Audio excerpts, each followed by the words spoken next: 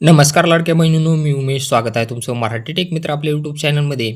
14 आणि 15 मे रोजी मार्च आणि एप्रिल महिन्याचे दीड हजार रुपये बहुतांश लाडक्या बहिणीच्या बँक खात्यामध्ये डी मार्फत जमा करण्यात आलेले आहेत. परंतु अशाही काही लाडक्या बहिणी आहेत ज्यांना अजूनही मार्च आणि एप्रिलचा हप्ता मिळालेला नाही. तर काही लाडक्या बहिणींना मार्चचा हप्ता मिळालेला आहे, परंतु एप्रिलचे 1,500 रुपये मिळालेले नाहीत. अशामध्ये या लाडक्या बहिणींनी काय करायचं आहे यासंबंधीचीच माहिती आज आपण या व्हिडिओमध्ये जाणून घेण्याचा प्रयत्न करणार आहोत. परंतु त्यापूर्वी चॅनलवर नवीन आला असाल तर चॅनलला सबस्क्राईब करा आणि बेल आयकॉनला प्रेस करायला विसरू नका. यामध्ये बहुतांश लाडक्या बहिणी आहेत ज्यांना 14 मे रोजी 1,500 रुपये मार्च महिन्याचे क्रेडिट झालेले होते आणि लगेच 15 मे रोजी एप्रिल महिन्याचे 1,500 रुपये एकूण 3,000 रुपये क्रेडिट झालेले आहेत.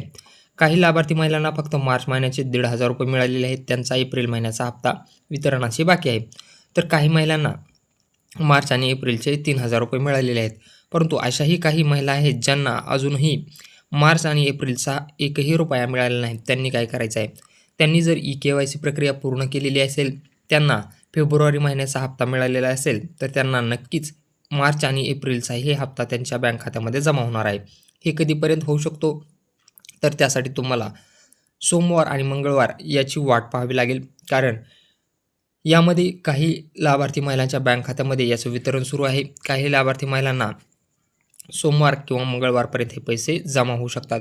जर तुमचे फेब्रुवारी महिन्याचा हप्ता आलेला असेल, तुम्ही KYC प्रक्रिया पूर्ण केलेली असेल आणि तुम्ही पात्र असाल, तर तुम्हाला हा हप्ता म्हणजे मार्च आणि एप्रिलचे असे एकूण 3,000 रुपये लवकरच तुमच्या बँक खात्यामध्ये जमा केले जातील. आता कमेंट बॉक्समध्ये नक्की सांगा की तुम्हाला कोणत्या महिन्याचे पैसे जमा झाले, तुमचा जिल्हा कुठला आणि व्हिडिओ आवडला असेल तर व्हिडिओला लाईक आणि मित्रांसोबत शेअर करायला विसरू नका.